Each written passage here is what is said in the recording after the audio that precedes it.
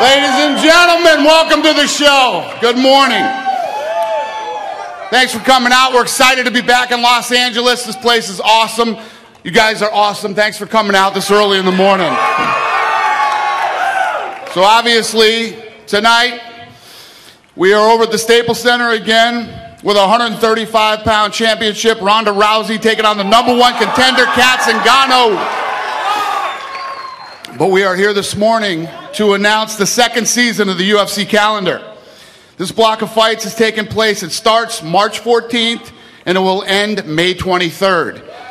In this block of fights, welcome to the show, will feature 6 champions, 8 of the top 15 pound-for-pound fighters in the world, and 27 top 5 contenders. We have 20 fighters from these upcoming events here today, but before we get started, I want to let you guys know, following this press conference, everyone is invited to attend the UFC Fan Village at LA Live outside the Staples.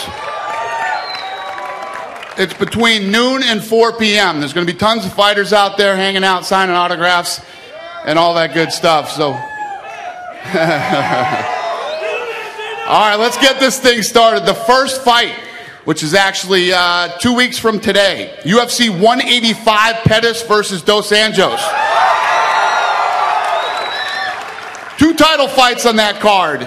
It's Saturday, March 14th at the American Airlines Center in Dallas, Texas. Tickets are on sale now. The first fight, the women's strawweight title fight. Carla Esparza versus Joanna Jedrzejczyk. Carla Esparza, the first ever UFC women's strawweight champion, will defend her title against undefeated Polish striker Joanna Jedrzejczyk in the co-main event of UFC 185. This is a perfect matchup of striker versus grappler. Carla Esparza has very good striking herself. She has very good submissions as well. But the best part of her game is her confidence, her poise, and her relentless wrestling and ground and pound. That matches up very nicely with the outstanding Muay Thai and striking of Joanna Jedrzejczyk. She does everything beautiful, textbook technique. We see precise, pinpoint, powerful, technical striking. That, with the grit and determination and grappling of Carla Esparza, should be an excellent, first time ever UFC women's strawweight title defense. March 14th at UFC 185. Esparza versus Jedrzejczyk. Gentlemen, the #1 contender, undefeated, Joanna Jedrzejczyk.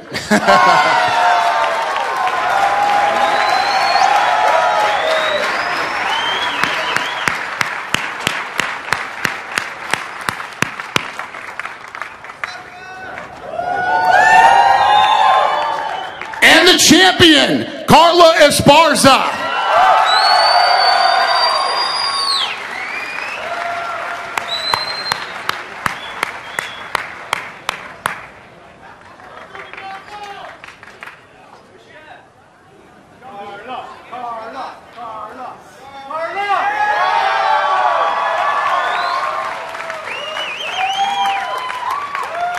All right, and the main event on that card, the #1 contender, Rafael Dos Anjos.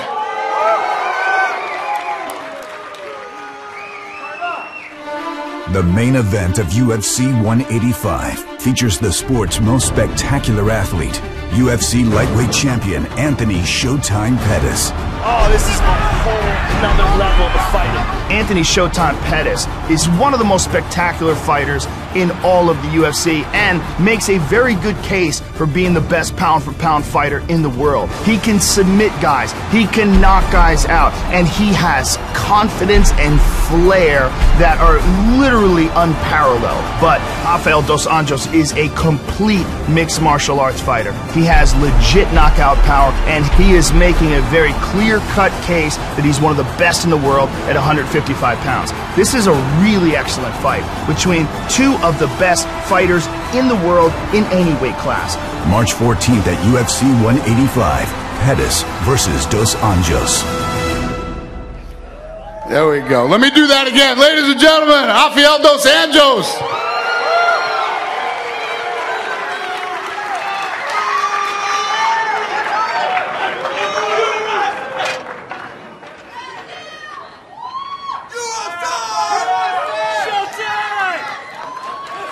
And the champion, Anthony Showtime Pettis.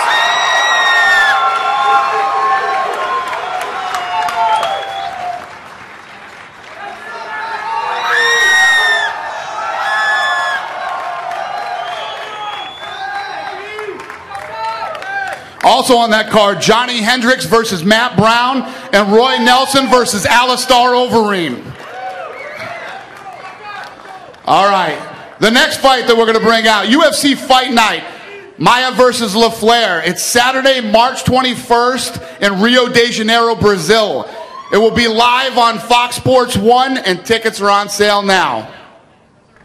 It's a pivotal matchup in the ultra-competitive welterweight division. Brazilian Jiu-Jitsu master Damian Maia defends home turf against undefeated American Ryan LaFlare. Ryan LaFlare, he's a real solid professional mixed martial arts fighter with a lot of potential.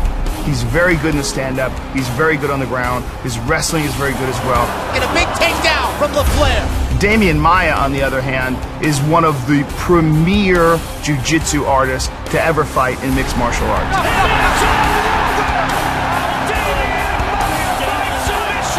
For Ryan LaFlare, this will be the toughest fight, without a doubt. It'll be the biggest win of his career for sure.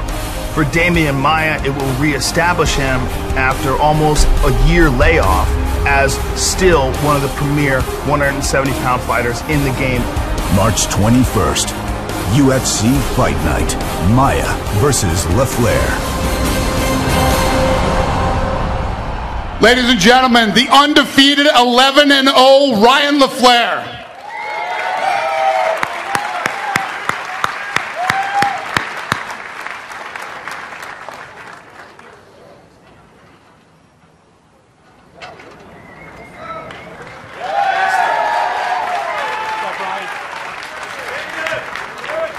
Damian Maia.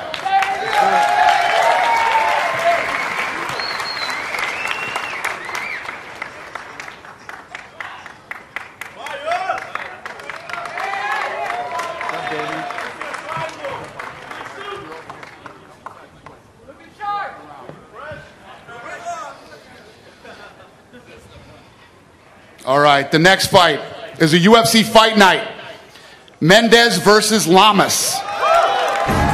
On April 4th, two of the world's best featherweights will battle with a potential title shot at stake.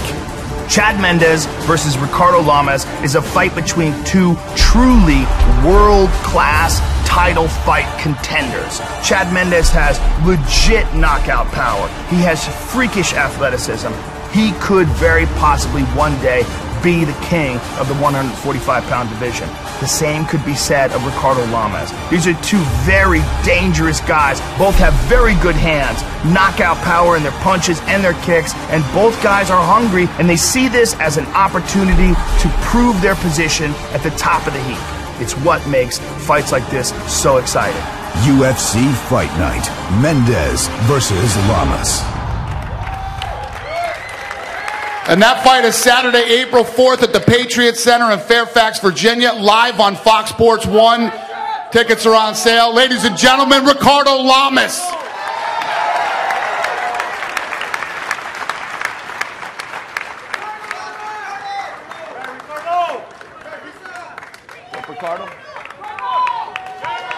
Ladies and gentlemen, Chad Mendes.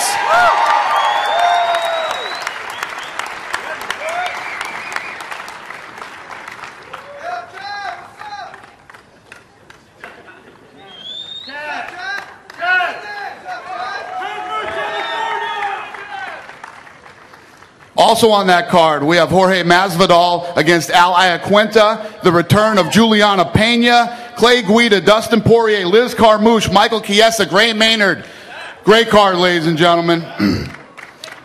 Unfortunately, the fighters are not here for this next card, but they are doing PR right now in Poland. UFC Fight Night in Krakow, Poland is Saturday, April 11th. at the Krakow Arena in Krakow. Tickets are on sale now. This one will be available on UFC Fight Pass. In 2007, when decorated kickboxer and Pride legend Mirko Cro Cop took on Jiu-Jitsu world champion Gabriel Gonzaga in a UFC heavyweight title eliminator, the result sent shockwaves through the MMA world. Over and over and over again, Mirko Cro Cop throughout his career has been able to land devastating kicks and achieve spectacular knockout victories. Mirko looks tentative though. Oh! Head kick, knockout! Wow! When Gabriel Gonzaga essentially Cro Cop, he head kick KO'd one of the greatest head kick KO artists in the history of combat sport. That was phenomenal! Gabriel Gonzaga is truly a world-class mixed martial arts fighter. His hands look better than they've ever looked before, and if he's still got those world-class Brazilian Jiu-Jitsu skills, both guys are going to go at it in this rematch. And for Mirko, it is a unique opportunity to avenge one of his most disappointing losses. The rematch is on April 11th, UFC Fight Night. Gonzaga versus Cro Cop 2.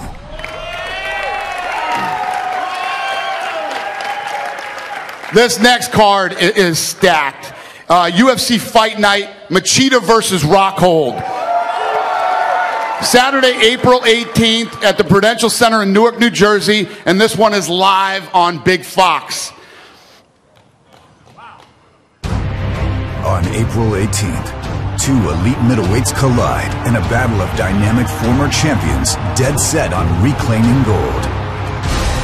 Luke Rockold has been on a tear. Rockold has a devastating power kick off the back leg. His grappling is outstanding. Very physically strong, very determined, and Lyoto Machida is perhaps the fastest guy he's ever faced inside the octagon.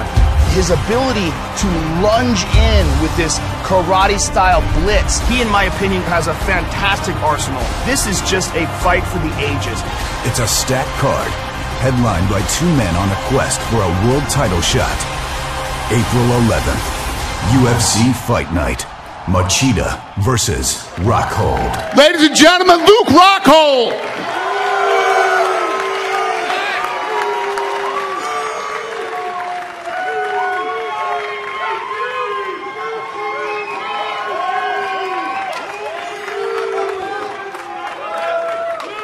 Ladies and gentlemen, Lyoto Machida.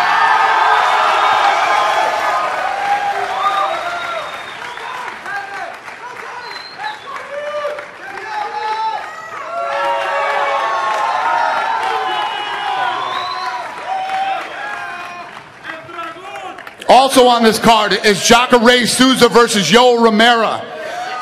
Felice Herrig versus Paige Van Zandt.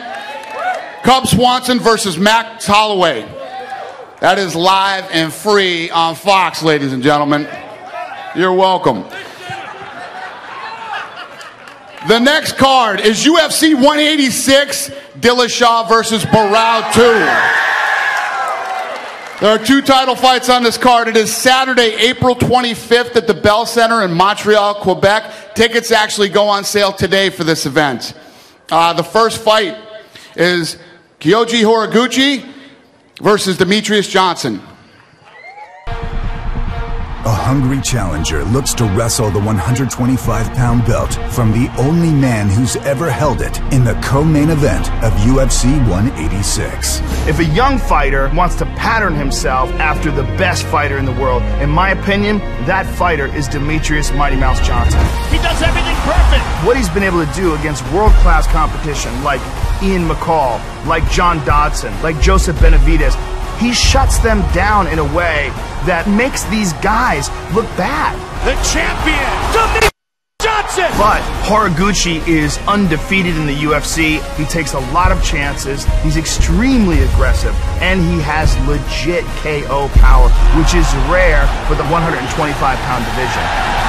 It's Johnson versus Horiguchi for the Flyweight Championship.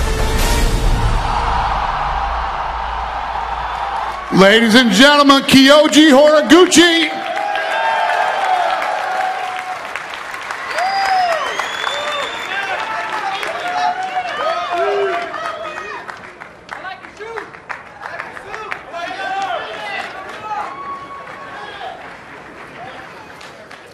And the champion, the number 3 pound-for-pound fighter in the world, Demetrius Mighty Mouse Johnson.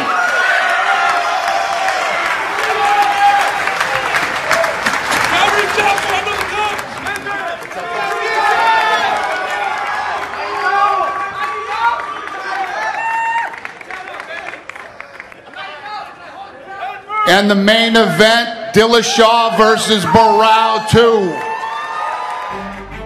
At UFC 186 on April 25th, the new king of the bantamweights, TJ Dillashaw, will defend his title against the man he dethroned, Renan Barao, in a long-anticipated championship rematch. TJ Dillashaw was a huge underdog when he shocked the world and destroyed what a lot of people thought was the best pound-for-pound fighter in the world in Renan Barao. Oh! Big shot trying to finish! He cracked Renan Barao, wound up finishing Renan Barao in the 5th and final round with a beautiful head kick combination. TJ Dillashaw is the new UFC bantamweight champion! For Renan Barao, he wants to get in there and attack TJ Dillashaw and try to do to Dillashaw what Dillashaw did to him. Stop him and take the title from him. And for TJ Dillashaw, it's his opportunity to show that that first fight was not a fluke, to shut down Renan Barao again and reaffirm his position as the king of the UFC bantamweights. Ladies and gentlemen, the number 1 bantamweight contender and former champion, Renan Barao.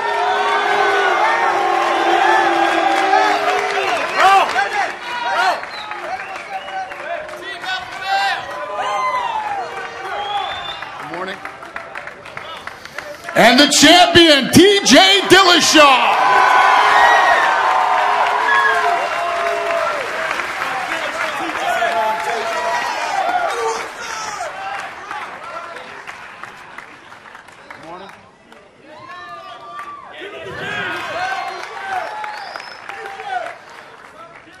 All right. These next 2 fighters are not here today either, but this fight is Sunday, May 10th. On UFC Fight Pass and Adelaide Entertainment Center in Adelaide, Australia. Tickets go on sale Wednesday, March 4th. Miocic versus Hunt. On May 9th, heavyweight knockout artists collide in a huge matchup down under. Stipe Miocic is a stiff test for anyone in the UFC's heavyweight division. Oh, big right hand! Stipe Miocic can put away any man on earth. This fight is over. Stipe Miocic makes quick work. Any man, maybe, other than Mark Hunt. Mark Hunt is perhaps the most technical striker in the UFC's heavyweight division, period. When Hunt catches you clean, he knows it's night-night. Mark the Super Samoan! Wow! Boy, he knew when he landed that. He just walked away. Both guys just fight with chaos. They throw caution to the wind, step in there into the line of fire, bite down their mouthpiece, and throw down. UFC Fight Night, Miocic versus Hunt, in Adelaide, Australia, May 9th. Yeah, so that's Sunday, May 10th there, Saturday, May 9th here, and that one is on UFC Fight Pass, ladies and gentlemen. This next fight, we've never done this before. We're excited about this. We're calling this one Breakfast with the UFC. So the reason we're saying that is because the card will actually start here. The main card will start live on Fox Sports 1 at 10 a.m. in the morning, okay? UFC Fight Night, Edgar versus Faber. For the first time ever, the UFC is coming to the Philippines. And this historic event is headlined by 2 of the sport's brightest stars. It's very difficult to find a guy that has more in-octagon experience against elite competition than Uriah Faber. He's got knockout power in his strikes. He's got elite wrestling. He's got a fantastic submission game. He's bound and determined to wear that UFC strap. And standing in front of him is one of the most dangerous guys in all of the UFC, former lightweight champion Frankie Edgar. This is a very, very interesting fight for both fighters. For Uriah Faber, it's an opportunity to get a victory over one of the most high-profile fighters in any division. For Frankie Edgar, a victory over Uriah would be a big feather in his cap. Uriah Faber is a huge star.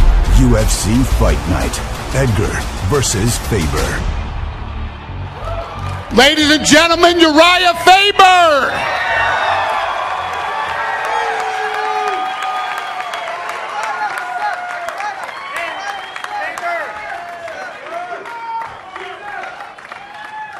Good morning, buddy.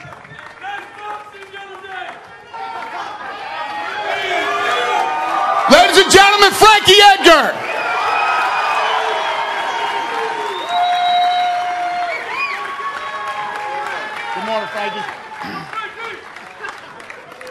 So again, this is Breakfast with the UFC, the live card. You wake up Saturday morning, you eat some breakfast, and the card starts at 10 a.m.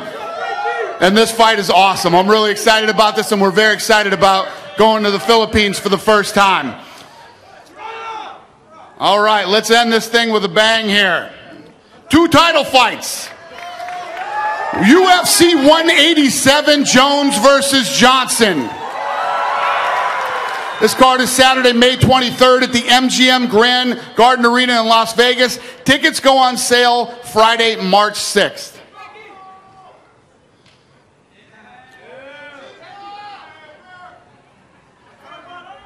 The new face of the middleweight division, Chris Weidman, enters his 4th title fight at UFC 187 against former champion Vitor Belfort. Vitor Belfort made his debut at UFC 12 in 1997 and 2015. He is the #1 contender for the middleweight title.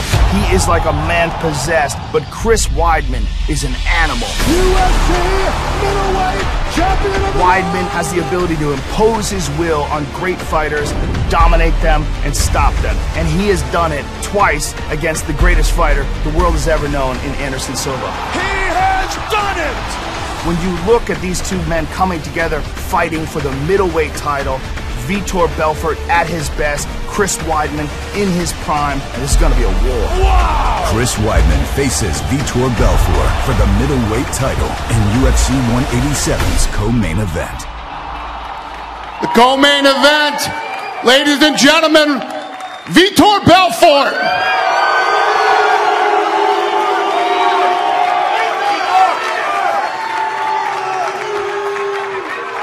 Good morning, Vitor.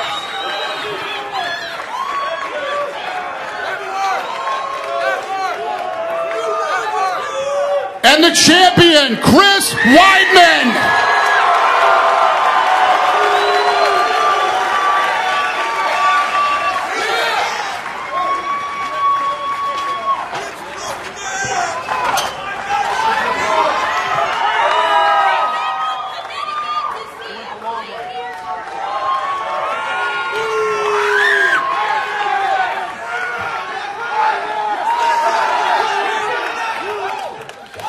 And the main event, Anthony Rumble Johnson versus John Bones Jones. In the main event of UFC 187, the best pound-for-pound fighter in the world, John Bones Jones, defends his light heavyweight title against the division's most powerful contender, Anthony Rumble Johnson. John wants to go down as the greatest fighter the sport has ever known. He is the present and he is the future, and he might be the greatest talent that we've ever seen in the UFC. Now he steps in there against the scariest guy at 205 pounds. Rumble is a machine right now. Anthony Rumble Johnson is a monster. And Anthony Rumble Johnson might be the scariest all-around fighter in the UFC. Amazing talent meets awesome power. May 23rd, UFC 187, Jones versus Johnson. Ladies and gentlemen, the #1 light heavyweight contender, Anthony Rumble Johnson.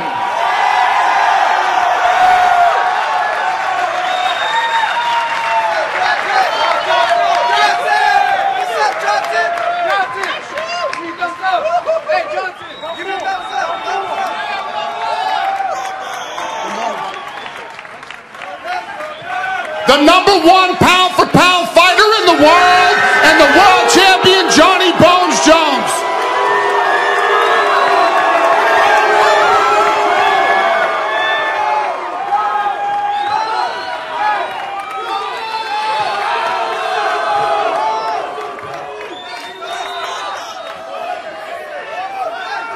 All All right, you maniacs, relax here. We got one more thing, and then we'll get into the questions. For those of you that didn't know, this is the 10-year anniversary of The Ultimate Fighter. It's been 10 years. And we're going into season 21 here. For the first time ever, we're doing something completely different. We're doing team versus team. This season pits the American top team versus the Black Zillions. The season premieres Wednesday, April 27th, only on Fox Sports 1 at 10 p.m. Eastern. 8 welterweights from each gym will compete to win $500,000. Here's a clip of what the new Ultimate Fighter is going to look like. When the lights go down and the sun comes up, break my bones and I still stand tall. For the first time in its 10-year history, The Ultimate Fighter leaves Las Vegas and creates a whole new format. 2 of the best MMA teams in the world compete for $500,000. It's a head-to-head Ultimate Fighter competition between rival gyms with championship pedigree. Dan Lambert and his American top team 1, 2, 3. ATT! will fight Glenn Robinson and the Black Zillions.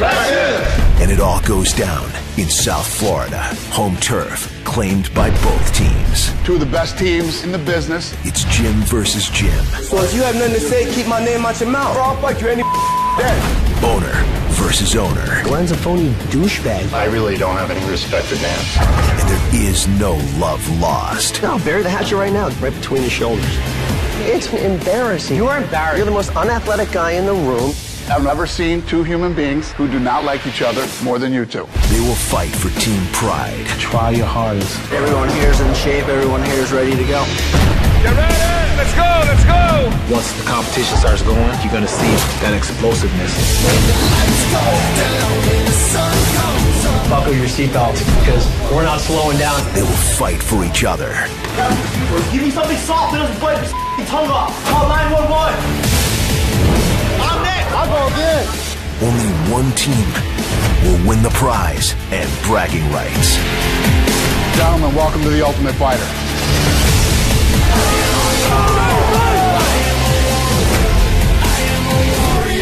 The new season and new era of The Ultimate Fighter begins April 22nd. April 22nd on Fox Sports 1, ladies and gentlemen. All right, we're going to open it up to questions now from the media. I'm going to let the fans ask some questions today. Let's get this thing rolling. Media, raise your hand. There we go. I love you. Perfect. How we do? How are you? Just to follow up on that breaking news real quick on the Ultimate Fighter, $500,000, is that like a contract over time, or you're talking about you're going to write a check to a guy for $500,000? A team will win $500,000. The team wins. The winning team wins $500,000. Has the ability to win $500,000. Got it. And let me ask you as well, 2 title fights used to be kind of a rarity. We got a lot of big events coming up, 2 title fights. Is that something the fans can expect to see moving forward, that pay-per-views will have 2 championship fights? As long as people stay healthy, yes. Yeah, I mean, this is how we do it. If people aren't injured, this is the way it works. Awesome. Thanks, Dana. Thank you. Let me start with John Jones, please. John, obviously, it's been a rough couple of months for you. You heard the boos, things going on. Talk to us about what's been going on, kind of your mentality, how you've been getting through the last couple months, any changes in life, just kind of where you're at right now. Right now I'm getting ready to start training camp, pretty much, in about 2 weeks. Life is good, man. I'm blessed, man. I'm really fortunate to be in this position that I am in the first place. I have a lot of great things happening in my life. And, sometimes you're going to have some rocky roads, some negative things are going to go down, but for the most part, the life that I get to live is truly a bonus and a blessing. So I take the bad and I just, stuff happens. But I'm getting ready to go to training camp and do what I do. Oh yeah. Thanks. And if I could follow up with Anthony, please. Yesterday at the Q&A, a lot of people were taking shots at John, and you kind of went out of your way to say, don't take shots at this guy. I have a lot of respect for him. Why are you going out of your way to be so nice? I mean, it would be easy to kind of take shots at him. I'm not going out of my way to be nice. I'm human. He's human. You know what I'm saying? We all make mistakes. You know what I'm saying? The world is... honestly, the world is crazy because we love each other to hate each other. You know what I'm saying? Half of y'all want to be loyal, and half of y'all just want to be, you know, bandwagons. You know what I'm saying? And the way I see it is because if we win, you love us. If we lose, you want to boo us. You know what I'm saying? So we're human. It happens that way. You know what I'm saying? But I'm not going on my way to be nice to the man. You know what I'm saying? But it's all good. Thanks, Anthony. If I could go to Chris Weidman, please. Chris, obviously this was supposed to be your card. This is supposed to be your event. Yeah. First, what's up, guys? Yeah, I want to start off by apologizing to you guys. I really, wanted to fight here, and I apologize to Vitor Belfort, the UFC, that we couldn't make this fight happen here in LA at the Staples Center. But you guys are in for a treat with Ronda Rousey tonight, so it's all good.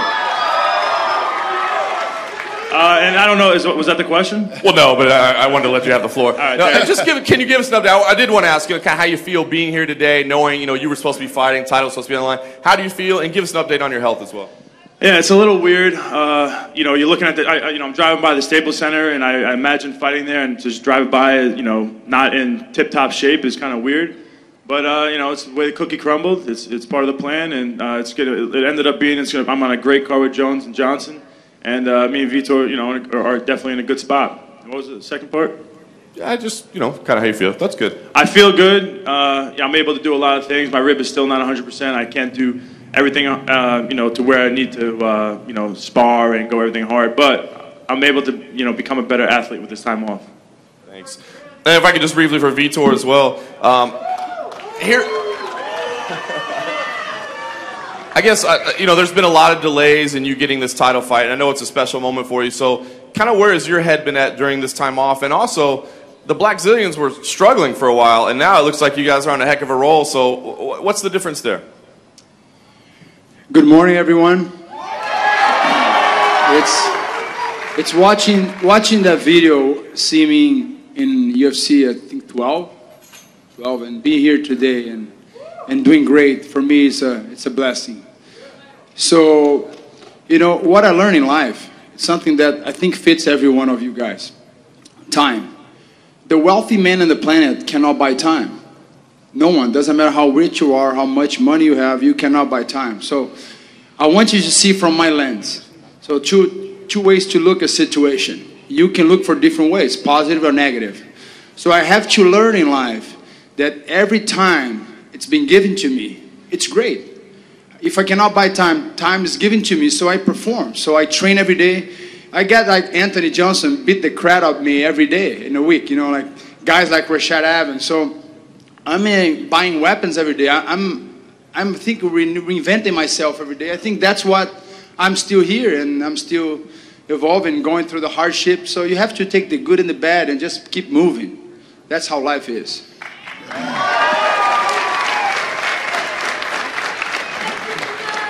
Good morning, everyone.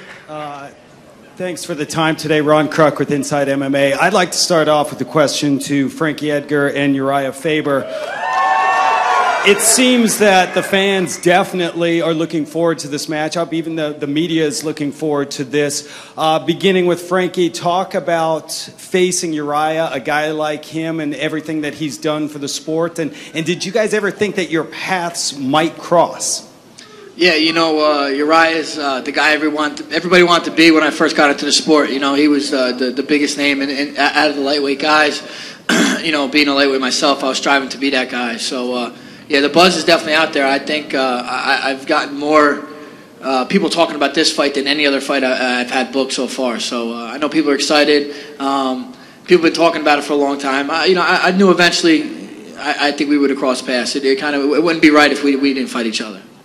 Uriah? Yeah, this is an exciting matchup for me. I've been inspired by Frankie's performances a bunch of different times where I've seen him fight and it's made me want to fight.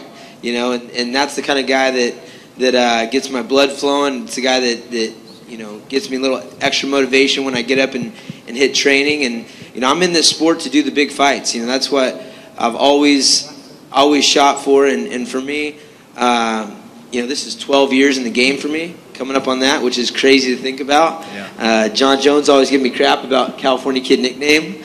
Said I'm a California grown man, but you know, for me, this is an opportunity to do what I love and have a lot of eyes on me and fight someone that I respect and get a huge win in my legacy and move towards the things that I want.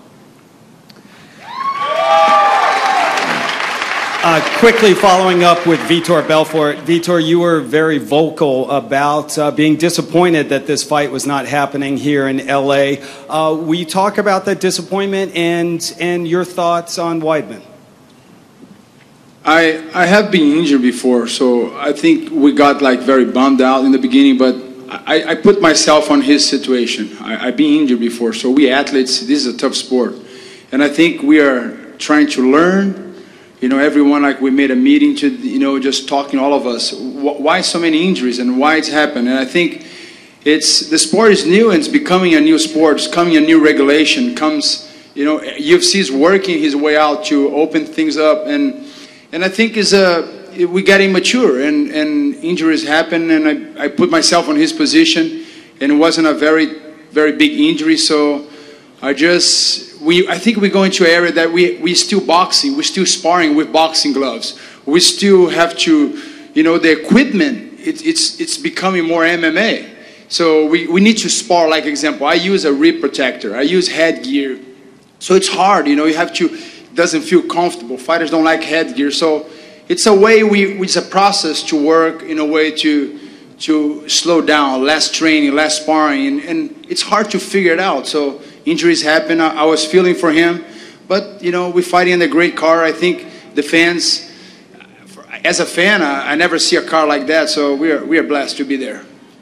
And then just to allow Chris to respond to that, Chris, do you feel that you maybe need to do some things different in training camp?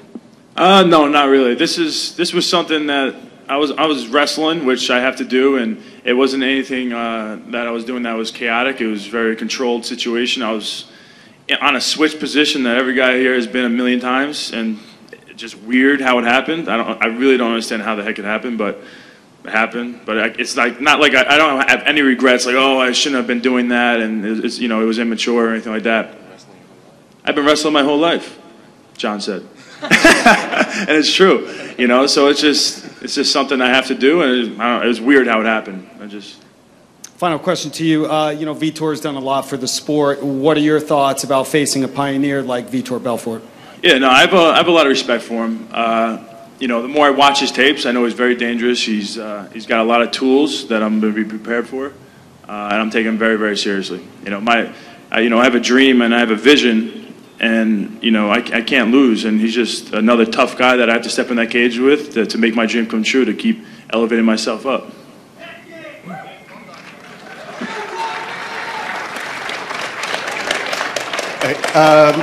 First off, I have a question for John Jones from a Korean fan. They want to know when you might be moving up in weight, and also, if you do move up, do you feel like you have the skills to beat Cain Velasquez? You're going to ask me that in California? Come on.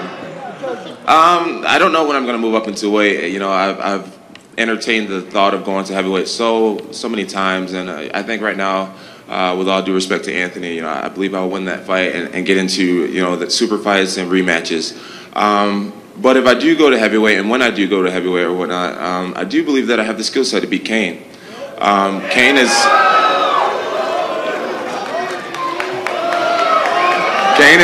Cain's a magnificent opponent. You know, my main reason for believing I'll beat Cain is his size. He's not one of these massive heavyweights that was just gonna, you know, outweigh me, outpower me in every situation.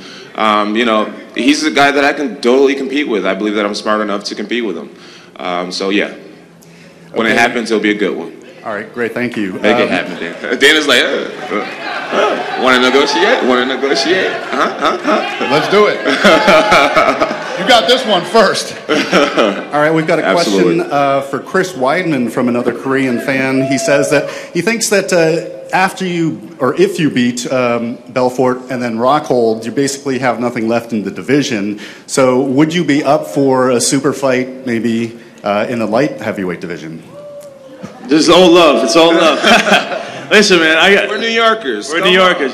Hey, maybe one day in New York. Who knows? You know, Madison Square Garden. I think we'd both be down for that. Yeah, definitely. The King of New York. The King of New York. All right. It's official. Make it happen. Great. And, But yeah, that's it. A question from a Korean fan to Vitor Belfort. It seems like your time out of the octagon has been a little bit longer than expected. Do you feel like you're going to have to deal with the ring rust at all, or are you in peak condition right now? It's hard to understand people because the sport is all about like a training camp. I start tomorrow, I start next week. I discovered that the more you know your body and how you train and to be in shape, you know, I came from an area that, you know, we train every day, but of course we didn't know the physiologic point that how to train. So Anthony knows me, and I'm in the gym every day, and I have a fight every week, man. Probably like, you know, it's hard. I have tough guys pushing me in the gym. It's like you guys would have the privilege to have a camera and watch how we train. It's like you don't ring rest, man. This guy's here is push me, so I feel great. Okay. And 2 quick questions for Uriah. Uriah, how's it going? One fan wants to know in Korea, they'd like to come to train at Team Alpha Male, but he's wondering, is there a height restriction? Yeah, you know, unfortunately we have some tall guys that don't have the recognition yet, but you know, 5'9", you're pushing it. Okay, and last question is, as Korean Zombie is doing his military service right now, and the fans want to know if you have any words of encouragement for him. You know, that guy's a very positive dude. I'm sure he's going to, you know, continue to be inspired and train hard and, you know, just to keep his eye on the prize. We love Korean Zombie at Team Alpha Male in California in general, and I think the U.S. and all the fans around the world. So good for him serving his country, and we look forward to some crazy stuff when he gets back, zombie style. Richard Hunter, CBS Radio. Question for Chad Mendes. Chad, with a win over Ricardo Lamas, you could likely be looking at another title shot. It's not often that we see someone who has lost to a current champion twice and in a recent bout and yet, you know, be considered immediately for a rematch. A lot of people thought that was a fight of the year last year. Some people thought you won. Do you think that's a real testament to how competitive that fight was, that it seems like a lot of people are ready to see it right away again? Yeah, I mean, I think so. That was a, you know, that was a war. You know, that was a fight that a lot of people have, you know, given me a lot of compliments on. You know, I poured my heart and soul into that fight and that training camp and left it all in the octagon. So, you know, I got a tough match in Ricardo Lamas coming up. You know, if I win that fight, you know, I think that, you know, I think this is a fight that's definitely going to determine, you know, one of the true #1 contenders. You know, we got Frankie and Faber going at it, which I'm super excited about. So, you know, we'll see what happens when that whole mix goes up. And, yeah, I would definitely like to get back in there as soon as possible. And a question for Renan Barao. Renan, this rematch with TJ Dillashaw, we were originally supposed to see in Sacramento, and you had the weight cutting issues problems. Do you believe that that's an aberration, that the weight cutting issues are now completely behind you? And are there any particular steps you're taking with your body to make sure that that problem doesn't happen again? Essa luta contra o TJ era para ser em Sacramento, mas você teve o problema com batendo peso. Tu acha que esse problema já passou? Acho que com certeza, sem dúvida nenhuma. Estou muito bem quanto a isso. Estou bem mais leve do que as outras vezes e estou bem tranquilo. Yes, the weight problem is fixed. I'm holding my weight at a lower weight now, and I feel great, and I'll be prepared. One question for Frankie Edgar. Frankie, you were in a very interesting position taking this fight. Obviously, you're a #1 ranked challenger for the featherweight title, but you decide to take on Uriah Faber as opposed to wait maybe and see the outcome of the May fight between McGregor and Aldo. Can you kind of take us through your thought process and deciding to not wait? Yeah, you know, I had to take a year off of fighting to do the Ultimate Fighter show, and it's just not something I enjoy too much. You know, I'm 33 years old. I don't want to, you know, kind of waste any time just sitting on the sidelines waiting for fights to happen. And, you know, if I'm the #1 guy, there's really no one I can fight that can make me any higher. So I think Uriah is the biggest name I could fight. It's an exciting fight that the fans want to see. So let's give it to him. And And lastly, for John Jones. John, obviously a lot of people prior to Alexander Gustafsson's fight with Anthony Johnson were anticipating a rematch between you and Gustafsson. AJ upset him. Had you allowed yourself at that point to game plan in your mind for Anthony Johnson? And if so, what did you see happening? What were your thoughts? Is your question, have I started game planning? Yeah. Have you played through the scenario in your mind, you and AJ, either before the Gustafsson fight or certainly since? Before the Gustafsson fight, not really. And at this point, I haven't really gotten into it too much. You know, I'm in the process of moving and taking care of my family and stuff like that. But when the time comes, you know, I have a trusted staff of people who's really helped me conquer some of the biggest challenges that I've ever faced, and I believe they'll, you know, get me through this as well. But, you know, Greg Jackson, Mike Winkeljohn, Brandon Gibson, Izzy Martinez, I think those guys tremendously. They're a great coaching staff.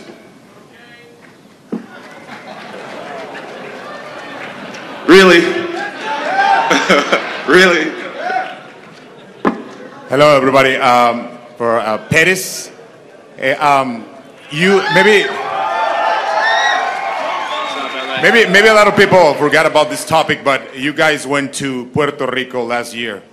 When are we expecting to see that fight? Are you expecting to see yourself fighting in front of your people? Man, that'd be amazing. That's a Dana question right there. We're trying to make it happen. We've been out there a couple of times, so when it does happen, for sure, I want to be on that card. That's a fact. When it does happen, he'll be on the card. And can you tell us a little bit your next fight against Dos Anjos? How do you feel about this? How do you see Dos Anjos? Yeah, Dos Anjos is a very dangerous opponent. I mean, he had to beat some great guys. Ben Henderson, first guy to knock him out. So I got my hands full over here, man. 2 weeks away from a big fight, and I think the fans are in for a show. I mean, well, hence the name. Welcome to the show. Good. Mr. TJ Dillashaw, you did a perfect fight against Renan Barao last time. I'm pretty sure he did. He watched that video fight over and over, and he's expecting something like that. Can you tell us a little bit your preparation for this next fight? What's going to happen? Absolutely. I'm facing a monster again, Renan Barao, but I'm more confident than I've ever been. You know, I'm getting better as a fighter still, and I'm going to prove again April 25th that it wasn't a fluke. That I'm going to be able to dominate him with my speed, and just I'm a better fighter all around. And I'm really excited about it, and I'm pumped to have this fight. You know, he's the #1 contender, and unfortunately Cruz got hurt, but he's the guy I've been wanting to beat and put behind me anyways, and so now it's time to do it. Good, thanks. And last and not least, but for Mr. Dana White, there are a lot of Mexicans right here, right? We already know that you're going to bring us 188 to Mexico City now. But what about you talk about 2 events in Mexico City. Can you tell us about that? It's going to be Monterrey, Mexico. Where is it going to be? Probably. That's what we're talking about right now. But we have nothing definite yet. Let's focus on Mexico City first, okay? And then after we leave there, we'll talk about where we're going to go next. But the first event in Mexico was awesome. The crowd was awesome. It's been very successful down there, like I always believed it would be. So I'm pumped. Viva Mexico. Hi, I've got a question for the ladies. Joanna, I'll start with you. You decided to not be a part of The Ultimate Fighter, and now you'll be facing, of course, the champion who won on that show. I'm just curious how you feel about that decision to not do the show in hindsight now, and how you feel about Carla, how she performed on that show and as a champion. Hello, everyone. So, last year I didn't expect that I'm gonna make 115, but I did it for UFC, for Dana White, and you see, you do not have to be in tough. You can be a champion if you do just good 2 fights. So I'm gonna be a champion. It's gonna be my 3rd fight in UFC, and I'm gonna be a champion. You're gonna see it in 2 weeks. And Carla, if I may follow up with you, how do you feel about this fight? Because on the program, obviously, you had some opponents that you had faced before, and you certainly got to be quite familiar with your opponents that you would be seeing in the future here, but Joanna brings something different, so I'm just curious how you feel about it. Joanna definitely came out of the woodwork. She's someone that I didn't know a lot about before seeing her fight in the UFC, but that just goes to show there's 115-pounders all over the world, you know, just going to come out of nowhere. So, you know, I plan to keep my belt, and I'm definitely going to keep my eye out in this division. Very nice. And Dana, for you, last question. I saw you at the Invicta show last night. We know that Chris Cyborg got the job done in 46 seconds. I spoke to Lorenzo. He said if she can make 135 for a fight beforehand, she could come over and maybe fight Ronda. I'm just curious how you feel about her performance last night. What did she say? Lorenzo has said if she could prove she could make 135 and fight somebody, that then she could then have the opportunity to face Ronda. I'm just curious. What did she weigh yesterday? She fought at 145. Yeah. So she hasn't made 135 yet. Right. So when she makes 135, we could probably start talking about it. That's what I'm asking you. Yeah, what you thought though of her performance? Yeah. And are you guys her getting closer? performance? Oh my God! I mean, did anybody see that? Yeah. Yeah, it was pretty vicious. It was. It was. Did that girl get her nose broken? I think. I think so too. Yeah, it was pretty vicious. I don't know if she can make 135 pounds. Word is that she weighed 170 last night. Yeah, for the fight. So we'll see. We'll see what happens. We'll see how it goes. You know. But I'll tell you this. You know, I was there last night because we're invested in female MMA, and there were some great fights. The co-main event last night was ridiculous. I mean, it was unbelievable. That fight should have been in the UFC. That fight was so good. Nice. Grotto? Yeah, Grasso. Alexa Wow. Grasso. Yeah, impressive. Great. Yeah, and like the champ said, there's a lot of really good 115-pound females out there. There's a lot of good 135-pound women. Just keeps getting bigger and better. It's exciting. And 125 is a ways away for you guys still, though? A long time away, yeah. Okay. Yeah. Right. Thank you. Thank you. Hello, everyone. I got a question for Kyoji Horiguchi. When I spoke to you after your win just a few weeks ago, and I asked you if you thought you were next in line for the title shot, if you wanted a title shot, you said you wanted maybe 2 or 3 more fights. But then when I spoke to your manager yesterday, he said not to put too much stock into that. That's just the Japanese way, he said. That was you being humble. So do you think you are ready for this title shot? 前回の試合の後、ちゃんとタイトル戦に向けてあと1試合か2試合挟んでからっていう考えでコメントをしてるんですが、マネージャーの方から、それはもう自分はハンブルなので、日本的にチャンピオンを尊敬してそういう答えをしてますということをコメントしたんですけれども、次のタイトル戦に向けて準備はできてますか？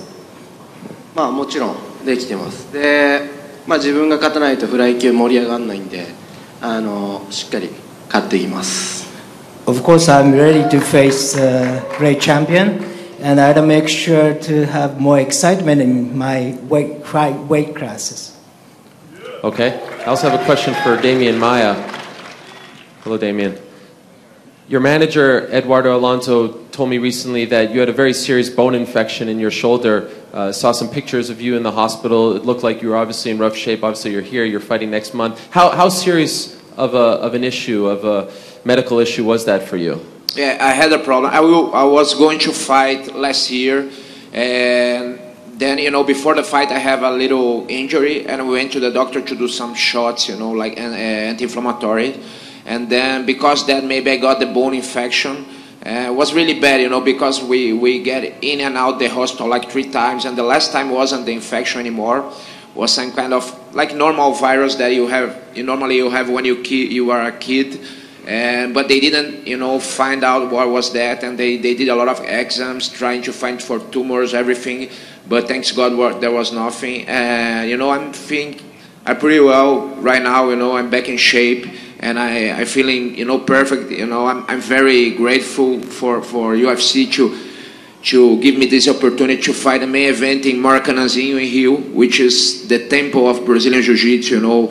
Carson Grace fought there, Helio Gracie fought there in many years ago, like 50 years ago, and Rickson Grace fought there, and I'm grateful, and thank you, Dan, and thank you everybody to give me this opportunity to fight the main event in Brazil, in my country. And one for Ryan. Some people might know this, but back in the day, you used to work for CompuStrike, which is pretty amazing that you're up here. Is it still surreal for you that you're sitting here with these amazing legends and about to fight another great fighter. Is everything that's happened to you, I know you've been out for quite some time, but does it still feel kind of surreal for you? Yeah, definitely surreal. I've been in this game for a long time. I only have 11 fights, but I've been battling a lot of injuries, and it's a long time coming. I've been waiting to be here, and the time is now. And no, welcome to the show. Yes, welcome to the show. Yeah, excuse me. But yeah, I'm ready to go. This is welcome to the show. Yes, well said. And I also have one for Luke Rockold, who's been shockingly very quiet up there. Luke, I spoke to Josh Koscheck, your former teammate, just a couple of days ago, and I asked him for this fight that he has tonight if he thought about going back to AKA because, there was a lot at stake for him. It had been some time since he fought there, and he said there are only 3 guys left at AKA. Kane is injured a lot, DC loves doing commentating, and then there's just you. The gym is not where it once was. I wanted to hear your response to that. That's a fallacy. We're strong. We got a lot of guys that are up and coming. Obviously, Kane, myself, DC, Josh Thompson's still in there. I guess he just pulled out of the fight. I haven't been in the gym for the last couple of weeks. I've been doing press and all over the country with you, of course. But we got a lot of guys that are upcoming, fighters all over. So our gym is as strong as it's ever been. Koscheck's always been kind of on his own program. So. I don't know what to say. I'm focused on my fight, and we all have big fights coming up, and it's going to be another great year for our team. Okay, and one more, if I may. I just wanted to ask Demetrius a question. You were just in my hometown of Montreal a couple of days ago, and I wanted to know if the people were treating you like a champion. Did you feel the respect from the community there? I know you've never fought in that part of the world, but I wanted to know how the media, and I know you met with some of the fans over there, how they treated you when you were in Montreal. What's up, Callie? How you guys doing tonight? Montreal was a beautiful city, Me and TJ Dillashaw went there, did a little press, and they treated us, like a normal human being, like I like to be, even though I'm a champion. And we're excited to go back there and hopefully sell out the place and put on a great show for you guys.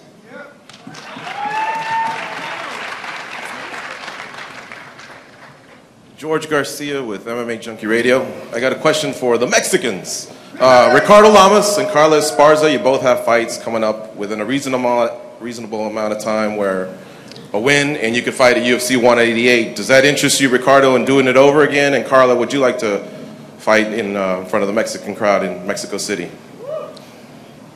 Yeah, that first fight in Mexico was crazy, man. The Mexican fans were awesome. They're the best.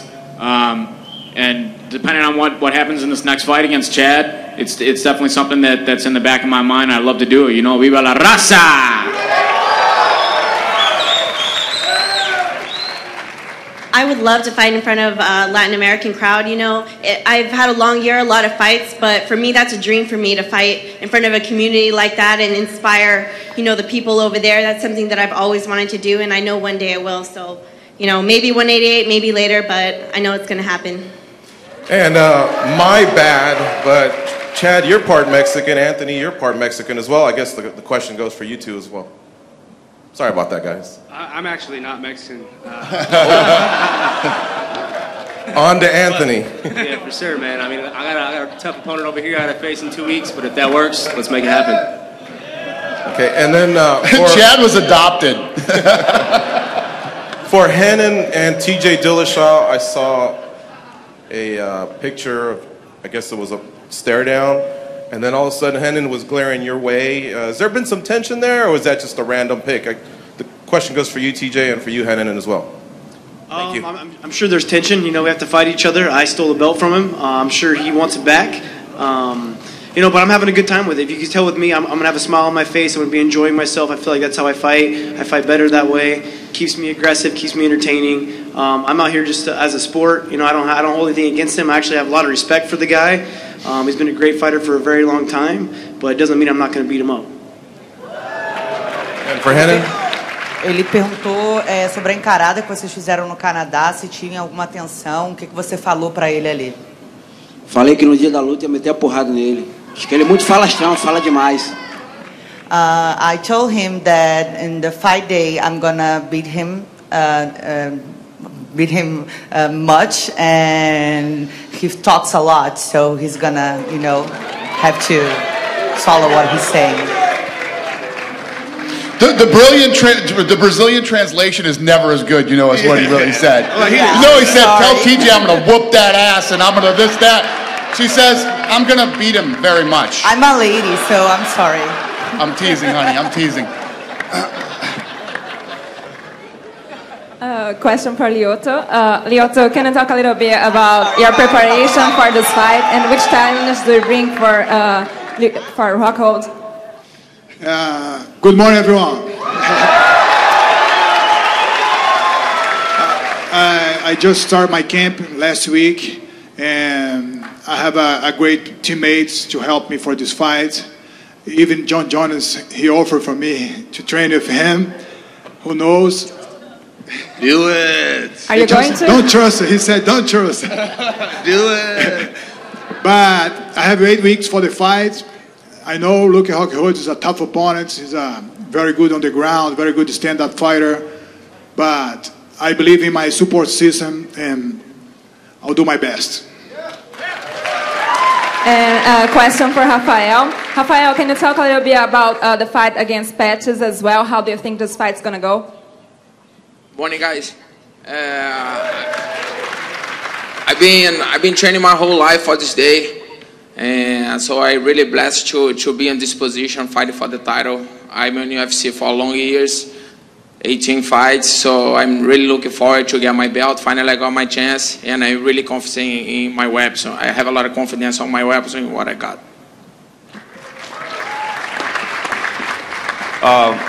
For Ricardo, please. Obviously, we saw you kind of come out of your shell a little bit lately, videos and that sort of thing. Yeah. That guy with the beard, that was weird. What was your feedback on that? And I mean, you'd always kind of been quiet and reserved up to this point. I mean, is that kind of a new face? Is that the way we're going to see you going forward? Or do you feel like, I wish I wouldn't have done that? Where do you stand? No, man, it was just me having fun. And as far as the feedback I got, you know, in this, no matter what you do, you're going to get good and bad feedback. Everybody on Twitter, of course, you know, people hiding behind computers were, you know, being tough guys, but everybody that I met in person said they liked the video, they understood it. You know, I was just doing it as a joke, just having fun. I was the youngest of 6 boys growing up in my house, so we all made fun of each other my whole life, and it's just, I don't know, part of who I am. But yeah, this is just me being me, and that's it, man. I'm going to keep doing it. Great. For Uriah, obviously I think a lot of people are really excited for this fight. I mean, I guess you're kind of the guy at the disadvantage. You're having to move up in weight class. Is this an indication? I guess first of all, you know, why did you want this fight? And second, is this an indication of what we're going to see moving forward? Is this a one-off? What do you think? First off, my body's thanking me for not having to watch weight all day. It's like, you know, my body's been soaking up the food and been doing more fitness-based stuff, lifting a little more. And, you know, this is where I was the champion at 145 pounds, so it's not something that's a strange place for me. I feel great. I've been walking around, you know, about 58 to 62, which is huge for me. When I was fighting 145s, I was about, you know, 153 to 157. So I've gotten bigger as time's gone on, and it's funny because I've been fighting a lower weight. But I'm excited to go in there and not have to feel like I'm going to die on the scale the day before, look like Skeletor. I can look a little more like He-Man, you know.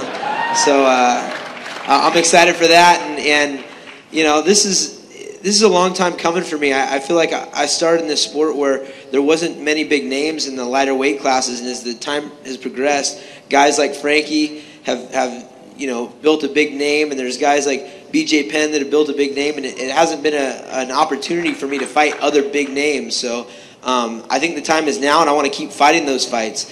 The guys that are standing out. Welcome to the show. What? Keep going, buddy. Keep going. Welcome to the show. You messed up his flow. Okay. Anyways, yeah. So, you know, hopefully some more big names pop up, and I'm ready to fight all of them. Thanks, Ryan. And just lastly, if I could, for Demetrius.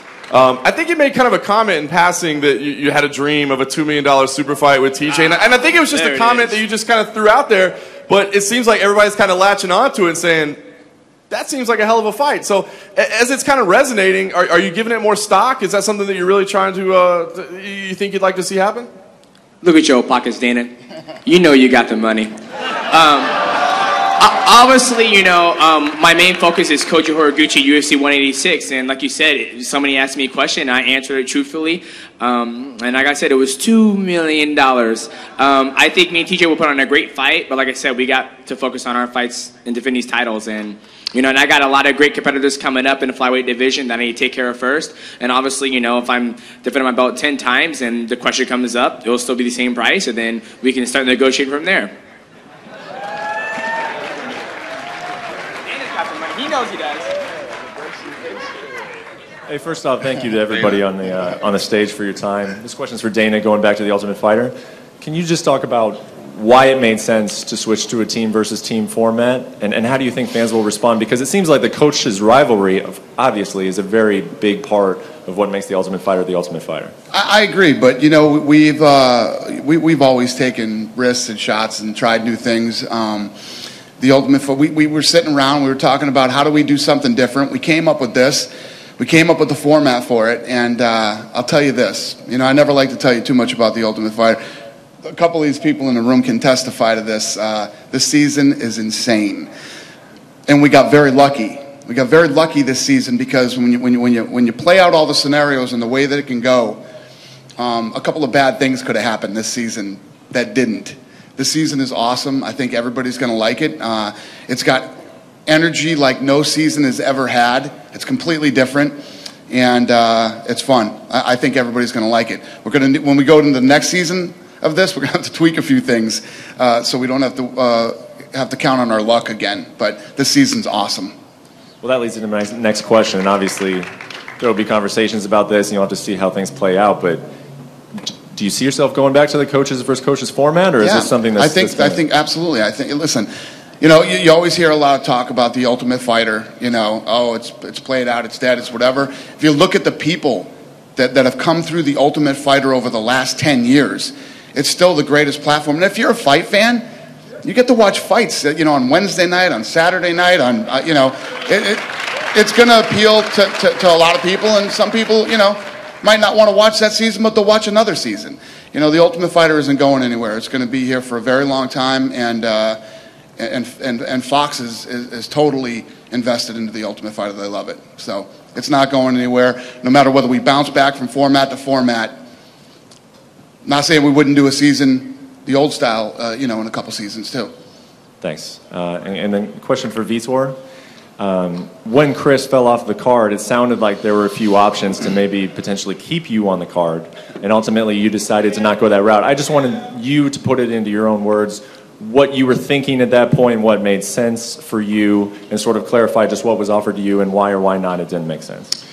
It's I've been prepared a year to fight Chris and be postponed. So when the offer come, my office offers something for Dana, but the same style and my office and with my trainers. Because one thing is important is to listen to the people that are with you. You cannot act out of emotion. You know, I did a lot of fights. And that is what Vitor does. Yeah. For the record, every time. Yeah. So one little thing goes wrong and Vitor goes crazy. Okay. Go ahead, Vitor. Sorry. So I always been there. You know. So I've been fighting my way up the weight division, and me and Chris, I think the injury wasn't big enough. So my coaches with my office, they decided, so let's wait for Chris. You know, you've been waiting for a year, and this is the fights that the fans wants to see it. And look at the card. The card is amazing. So that was the decision, and I just gotta go with the team. I gotta listen to my coaches, to my office, and that's the fight. It is. You know, it's coming in a great car. So I'm very excited. I'm very happy that the fight they're not gonna take too much. So the time that welcome to the show. Not the time. Welcome to the show.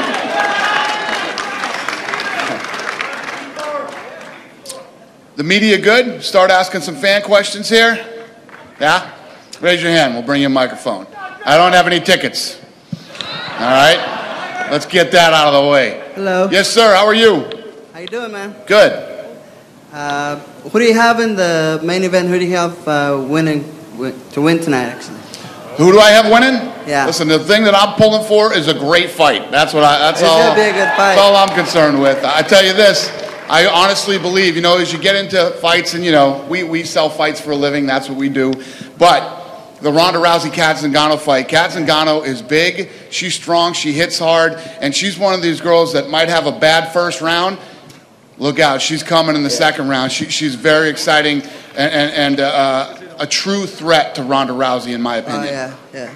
And for Anthony, how long do you think it's going to be before your brother becomes a champion, basically? He's moving down to 125 right now, so he's looking at Johnson very closely. Yeah. So he has to make weight first, man. So once he makes the weight, he get a couple fights. He's young. He just turned 21, so we're going to give it time, let him mature, and when he's ready, he's ready. Nice. And for Jones, you're more of a model now, man, than you were before because of what happened. It's a lot of people are looking at you, so you look good, man, and be strong. Be strong. Thank man. you. All right, thanks, man. Thank you. Thank you, sir. Have a good day. Hello. Hello. So, as a long-time UFC fan, it's a really good pleasure to meet all your fighters and Daniel, of course. Thank so, you, sir. if I may, I would like to ask a question in Portuguese to Lyoto. Yes, okay? sir. Lyoto aqui, então Lyoto, vai ter uma luta de Belfort com o Weidman agora, eu torço para que Belfort ganhe, claro, e eu queria saber se você se importaria de lutar com ele, com o brasileiro, ou se talvez não pelo cinturão com o Jacaré. Se tem algum problema em lutar com o brasileiro? Hold on, let us get a translator, because nobody understood it except for that lady right there.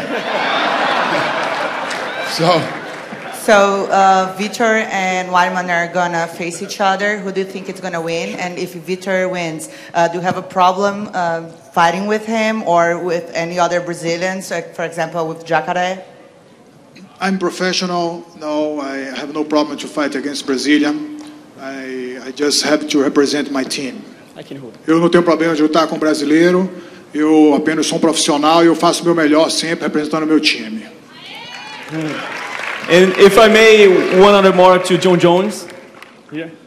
So, John, you seem to be a really good friend with Anderson Silva, of course, and you would like, with all that is happening, to see he retires after all the process, or you might want to see he fighting again, because he pretty much proved everything that he needed to, right? Right. I've never been a guy to condone steroids. I've had my own personal issues or whatnot, but I do not condone steroids. I don't believe that Anderson. I don't really know the whole situation. Yeah. I don't believe he's been doing it his whole career. When you go through a situation that he's gone through, there's a lot of people, medical people, that's going to advise you to do this or that to heal yourself. And I'll never look at Anderson as a cheater. I mean, what he's been able to accomplish throughout his career is just unbelievable. He's still a guy I admire and look up to tremendously, and I'm pulling for him to just get through all this and continue being the champion that he's been. Yeah, I 100% agree with you, man. It's a pleasure. Aloha, Carla. How you doing today? My question is for the international famous TV star up on that stage right now, Luke Rockold. When you're traveling around the world, actually, sampling all the different cultures that local cities offer, I'm talking about food, everybody relax. And I was talking about wine tasting, just to clarify that. Totally. What are some of your favorite cities to check out and sample? For those of you that don't know, this is kind of an inside joke, Luke decided to go on the television show Millionaire Matchmaker.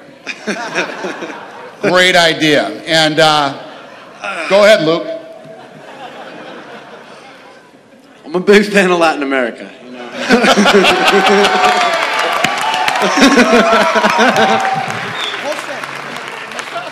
Let's leave it at that. What's your next question? My next question is actually for you.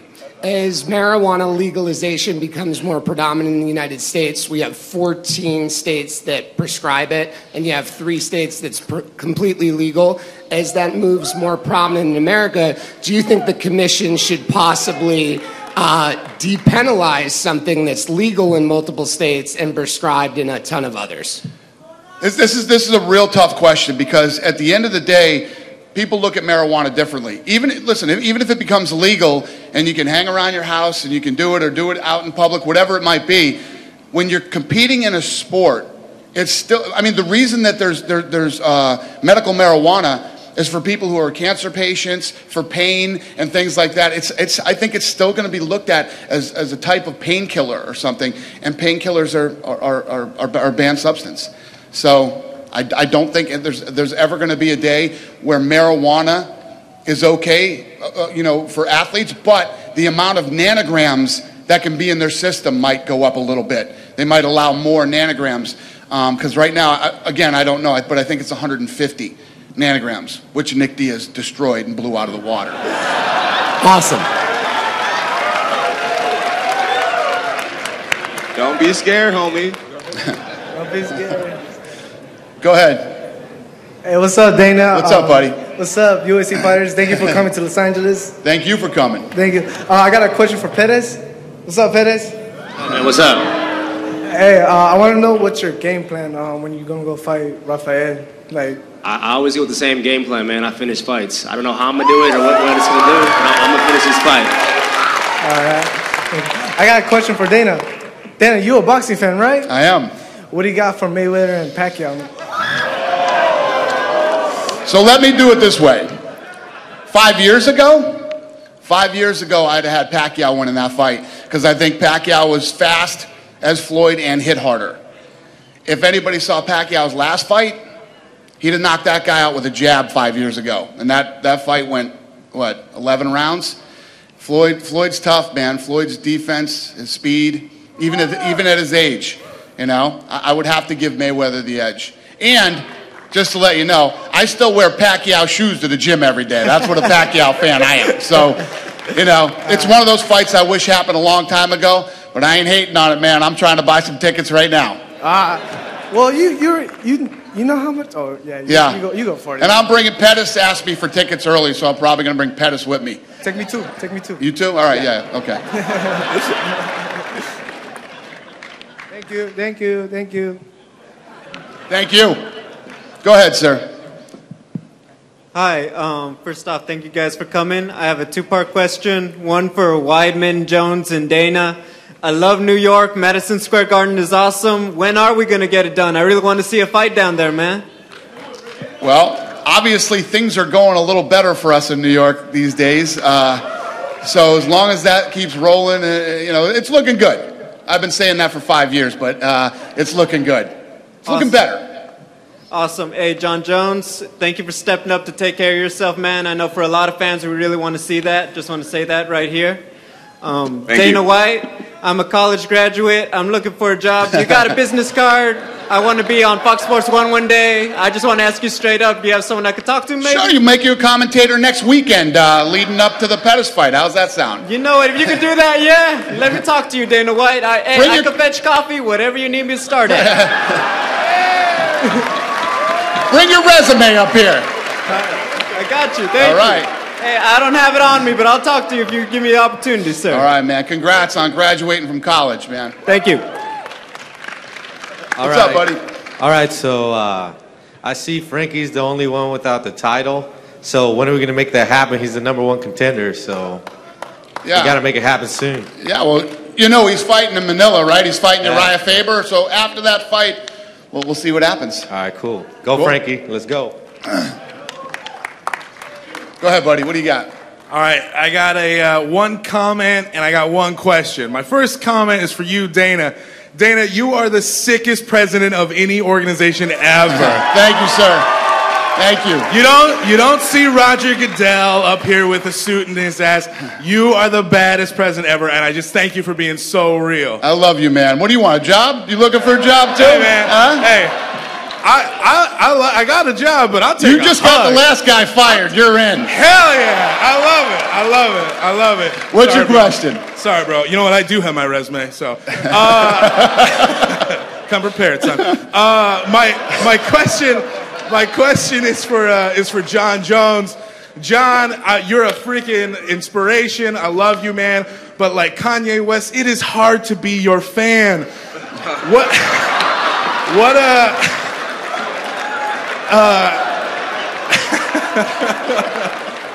This guy's stealing the show. Sorry, bro. I love you. And how's your family handling all this? How are you guys staying strong? How's your mindset? Yeah, absolutely. I'm staying strong, man. I'm staying strong, and I don't know what to say to that. I mean, it's hard to be.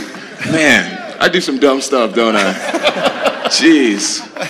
Hey, staying strong, though. I appreciate your support. I'll try to be better. Ah, man. Love you, bro. All right, right here. All right, this question is for Jon Jones. I just want to say I'm a big fan of yours. I completely disagree with that guy. I don't. I love that guy. Hey. My question for you, do you think that there's anything Anthony Rumble Johnson does better than you? And how are you going to defend yourself against it? He has much more striking power than I do. Yeah, that's pretty obvious. I haven't knocked out anything. Rampage said I can't bust a grape, and I think that is true. I just have a great staff of people around me, really smart coaches, and we're not naive to our strengths and our weaknesses, and we'll come up with an appropriate strategy to be successful. Awesome. And thank you so much for your support, man. I really appreciate you. I'm praying for you. I hope that you can sign an autograph for me. Absolutely. Get up here. Come on, let's go. Come on up here, buddy. Hey, Kia, where you at? Come on over here and help us. Go ahead, man. Walk right around the end there and come on up here. Yeah, let's not make this a habit now, okay? We're going to do it for this guy. It's okay, it's okay. First off, I just want to say thanks again to all the fighters for being here today. Thank you guys so much. 2 questions. First to Frankie. Frankie, I know you fought a war when you fought Jose Aldo, but in your mind a little bit, do you wish that Conor wins so you could go in there and kind of give Conor a good fight? Honestly, whoever wins is going to win. The best guy's going to win. I like to be the guy to take it from Aldo, though, to be honest. But, yeah, for sure.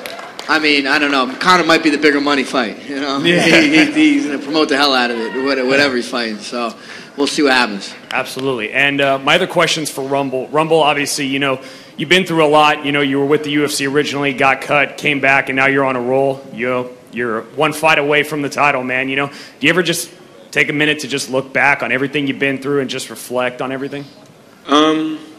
Not unless, you ask me, like you just did. It really doesn't cross my mind. I just stay focused and keep going forward. I don't really think about the past and the troubles I've had, in the past. I got a legend that I have to fight. So right now, I'm not thinking about the past. I'm thinking about the future. All right. Thank you, guys. What's up, my man? Hi, this is a question for Anthony Pettis. I believe in the card, it's going to be your little brother in the exact same main card. How do you feel about that?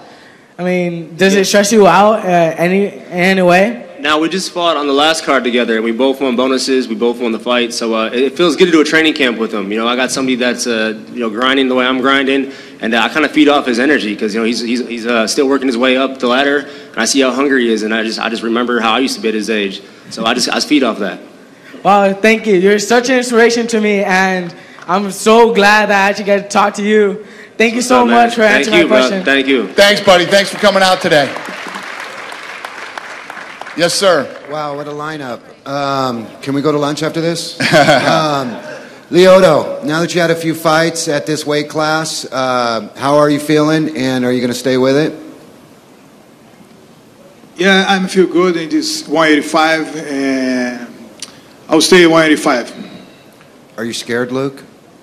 Don't get scared, homie. I'm excited, man. Lyoto's he's a true martial artist. He's a legend. So I get up for this fight, and I'm looking forward to it. It's going to be a fight. It's hard to promote a fight like this sometimes. Lyoto doesn't talk very much. He's very honorable, lives by the code. But I think our reputations speak for themselves. I think we go out there and we perform every time. This is a fight that you guys are going to get excited about. He's going to do his thing, and I'm going to do mine. I'm going to hunt this man from start to finish. And it's not going to be a dull moment. Well said. Dana, I think I can speak for a lot of the fans. When Embedded started, there was a lot of stuff about your life in there. We love watching all the fighter stuff, but have you guys considered, or will you consider getting, some of the other personalities in there, like Lorenzo and Bert and yeah, Bruce well, and obviously, Joe. There's been a lot of stuff. Joe would be tough. It's easier when you're in the office because we're right there. Right. We send these camera crews to wherever these guys are, leading up to the week of the fight. People don't realize how much work goes into embedded and cost, and then to turn that thing around real time. And we've been dealing with a lot of stuff in the office lately. We've really been working the last 2 months. Let's just say that. Did you fire the bodyguard that was late for that plane trip? Who was it? I don't remember. When you had the Fox exec on. Kia? No, Kia's still there. He made it through that. Yeah, okay, Kia survived that. It's tough sometimes. If I'm out doing stuff, we'll do it. But we've been hardcore the last 2 months. That was fun. One last thing. For a fan like me, it's hard to follow or support the meatheads. AJ, I just want to say, stay humble like you have been, and it's a pleasure watching you as a human being and a fighter. Good luck tomorrow night. Thank you. Thank you, sir. Yes, ma'am.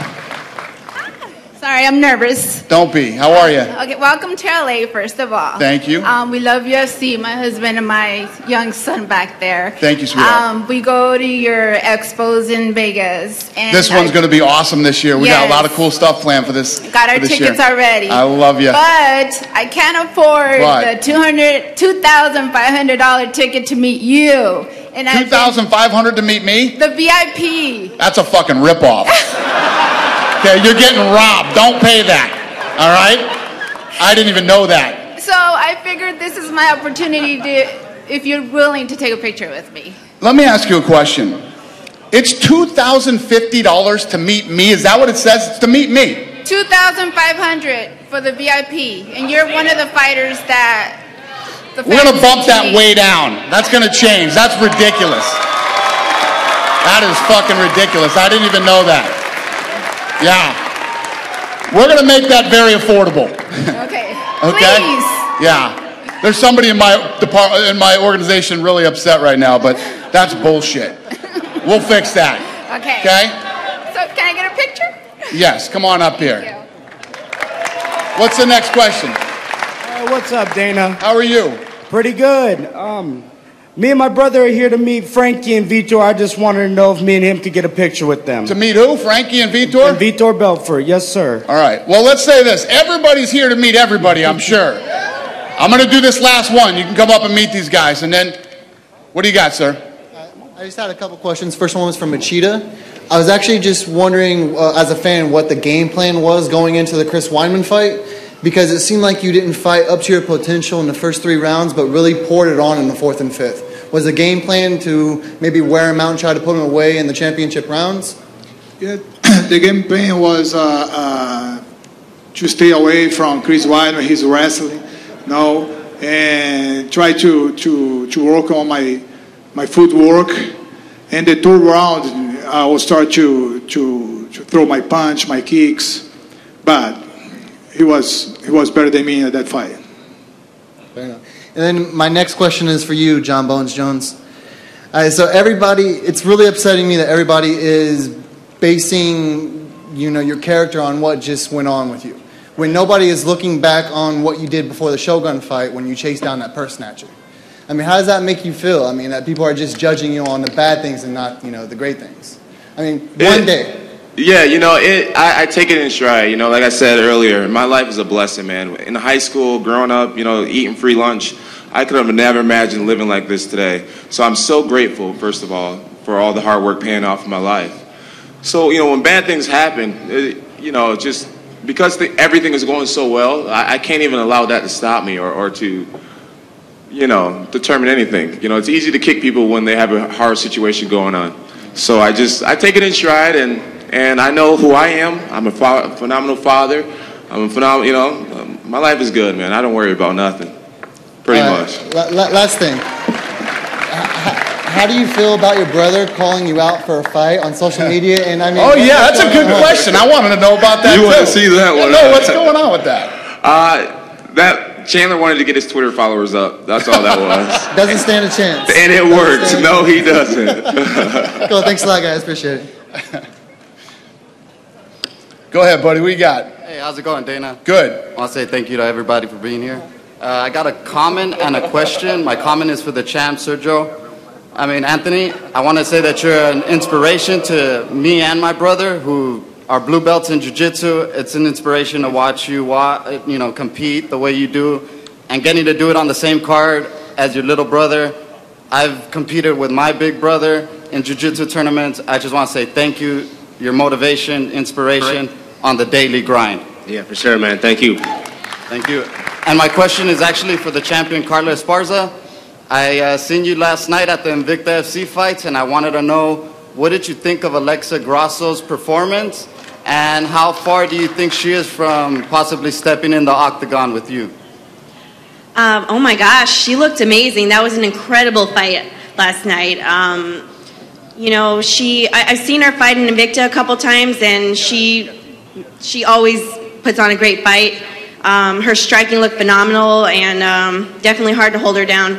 And she had a very hard opponent in Mizuki. So, I just think that goes to show that, she is at that top level. And, I feel like she deserves to be, she's right on that brink of being in the top 10. And I wouldn't be surprised if I saw her in the octagon very soon.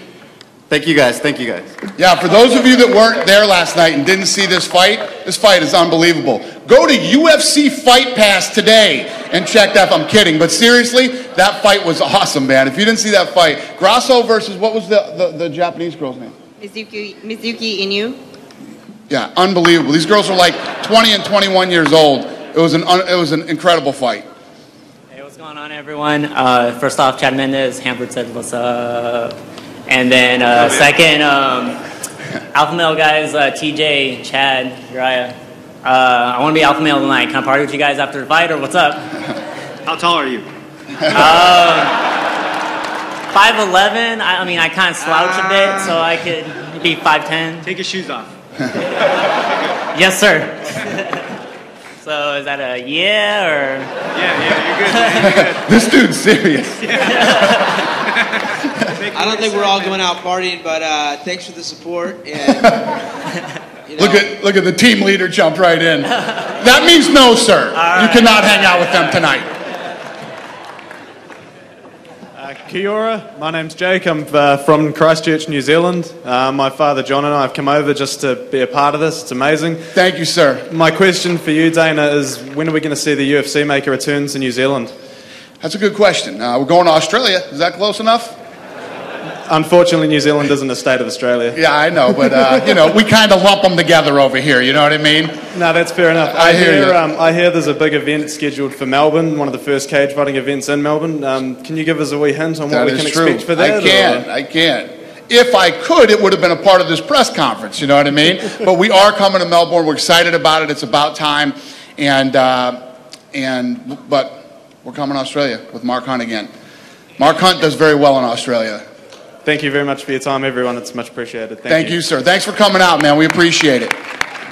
All right. Is this the last one on the right? Go ahead, buddy. Sir. How's it going, man?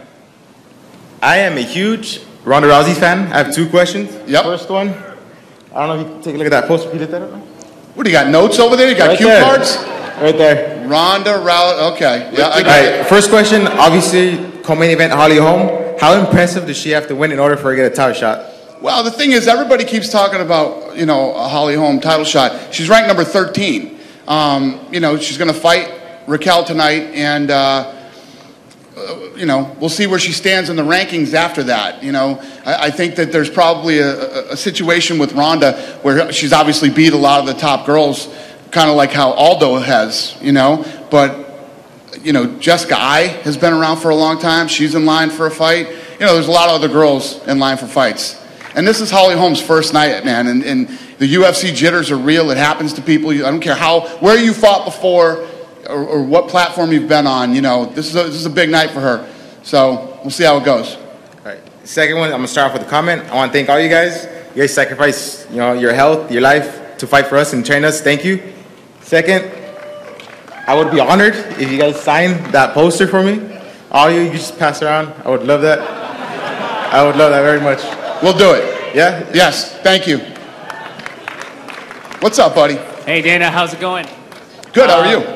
Pretty good. My question is, you always said that when you got 2 title fights in the card, the heavier weight class is always a headliner, but Conor is headlining over the 70-pound title fight. Yeah. So my question is that a one-time thing, or will you guys always go with the bigger money title fight regardless of the weight class? We always go with the weight class. Always go with the weight class. This time, So it's just a one-time thing then? yeah, it's a one-time. Conor Fertitta will headline that fight. All right, thank you. All right. Thank you. I have 2 questions. Frankie, number one, we all know you used to be the 155-pound champ. That's right. After you come down, well, you're down now. But after you take that belt at 145 from Jose Aldo, would you consider going down to 135 and taking it from TJ right there? I've been getting the 35 question a lot. I mean, I think after 35, they're going to ask if I go to 25, you know? Would you? You know, if I get that 45-pound belt, the opportunity to possibly hold three titles, I mean, I don't know if I can pass that up. So we'll see what happens. GOAT, greatest of all time. And one more question. Anthony Johnson, Rumble, is there any way you can pick the round that you're going to knock out John Jones?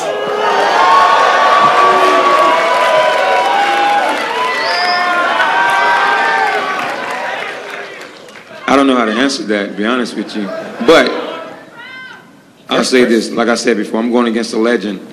So all I know is that I have to go out there and do my best and let the dice roll, and whatever happens, happens. So regardless if he's standing at the end of the fight or if he's laying down, I have nothing but respect for him, and I'm just excited for the fight. John Jones. All love, man. All love, John Jones. Luke, if you ever need a wingman, let me know, man. Thank you. All right, what do we got? One more? 2 more. Hey, Dana, how's it going? Great, how are you? Questions for you. I think a lot of the news recently has been about the free agents that's coming up. Do you guys have any interest in pursuing Fedor? I know that came up with the whole Bellator thing, and now the whole Brock Lesnar with his WWE contract running up. I think Fedor has made it pretty clear he doesn't want to fight anymore. I know he's out there doing some interviews and things like that, but I don't think he's interested in fighting. Thank you. Brock's under contract right now with the WWE. When his contract is up, I am sure he will call me. Hi, Dana, everybody. Thank you. Excuse my English. I'm from France. No, your English is great. Nice to meet you. Thank you. We met in Dublin, actually. First question for you, Dana, a quick one. How do you dare make a welcome to the show without Conor McGregor?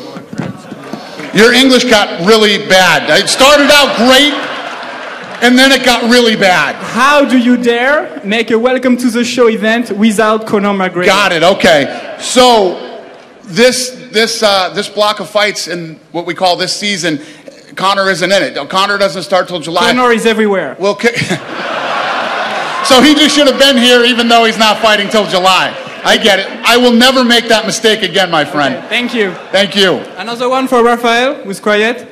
Rafael, if, and it's a big if, you can beat Anthony, do you think you will be a true champion until Khabib loses?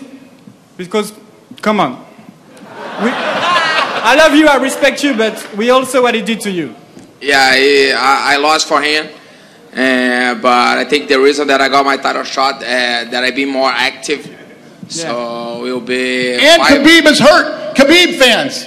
Khabib has been hurt. That's why he couldn't fight. Yeah, I know, but you can't feel as a champion. So we shouldn't have done anything until Khabib was healed and ready, right? No, that's a good fight. We want to see this fight, but you can't feel as a champion when you know Khabib is out there and he did that to you. So Khabib's going to fight Cerrone. And he's going to destroy him? Then the winner of that fight will move on. And sorry, Rafael, I didn't mean to jump into your thing, but... Yeah, so it's not fair with the competitors of the weight division wait for him, you know? Yeah, and I think he got to beat Cerrone, which is a tough fight. And that's my plan, beat Pettis. I respect him a lot. He's a great champion, but I'm pretty sure I will beat him. And I have on my dreams, I'm not gonna die with that loss against for Khabib. You know, I want a rematch and defend my title against him. Thank you very much, everybody, and go Ronda. Thank you, sir. Thanks for coming. All right, that was everybody. Listen, I'm telling you, man, every time we come to LA, you guys are awesome. You show up, you hang out, great questions. We really appreciate you guys very much. One last thing I want to remind everybody is we will see you at the UFC Van Village. Go down there, check it out. I'm going to square these guys off for some photo ops. Thank you, Los Angeles. We appreciate it.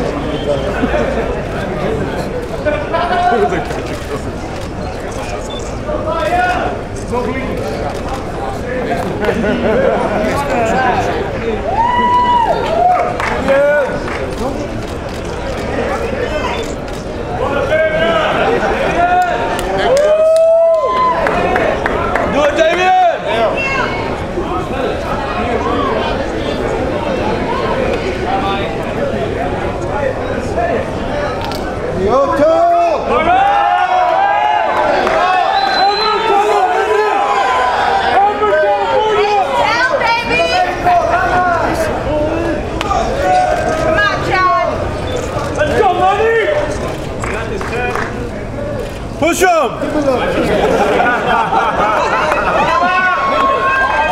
you go, there you go!